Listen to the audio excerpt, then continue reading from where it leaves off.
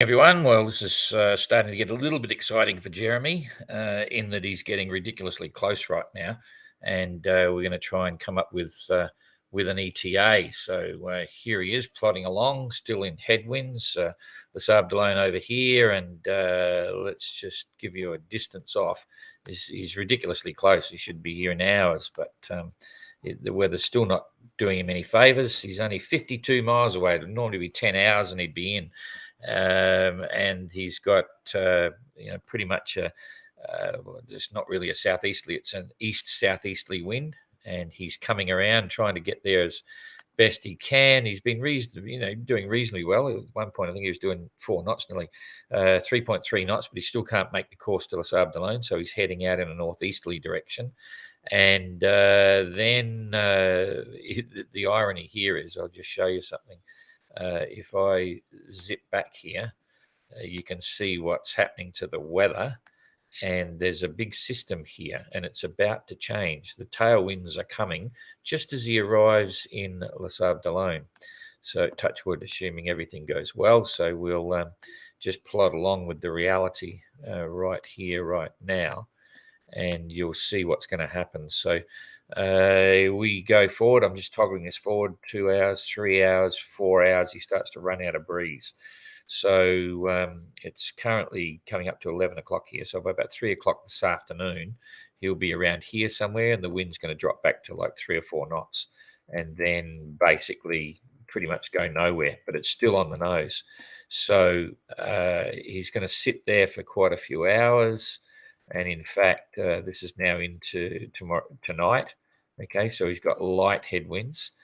I sent him a weather forecast last night and told him about this wind shift that's going to slowly come in. You can see here it's swung around to the southeast, it's swinging around to the southeast.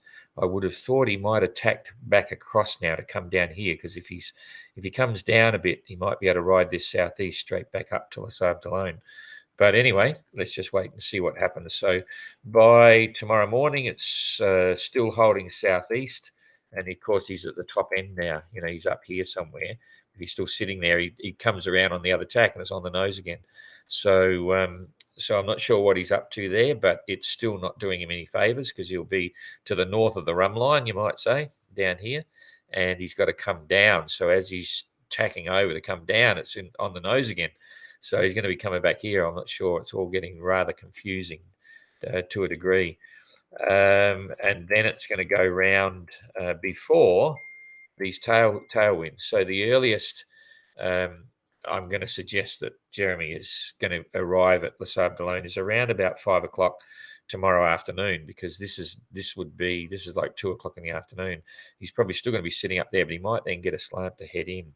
And he's only hours away. So maybe sometime late tomorrow afternoon, we may see him turn up, and then look what happens. I shouldn't be laughing. Tailwinds, just as he's about to arrive in the light winds, it's going to come from behind. And it's absolutely unbelievable. You can see here, there's not a lot of wind there, but it's certainly the first time in 22 days that he's had anything that looks like tailwinds or can push him to the finish. And this is at 6:30 UTC, 8 o'clock. So I think he's going to get in just before the wind turns. And when he gets into Les Sables d'Olonne, he'll be able to look over his shoulder and say, hang on, the wind's coming from behind now.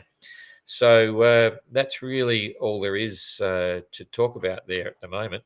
It's an amazing story for sure. We're going to send a press release out in a matter of hours, just advising everyone of the update. If you're in Les Sables d'Olonne, come on down, meet him on the marina here, and it'll be a bit of fun. Ada and I will be out doing commentary again, and we'll update the ETA as he gets closer. But I think the earliest we're going to see him is tomorrow afternoon. So it's a bit of an epic story. It's the GGR is full of stories, and this one's a happy one because he's arrived, sad one because of what he went through, but that's the GGR. So we'll see you all again sometime.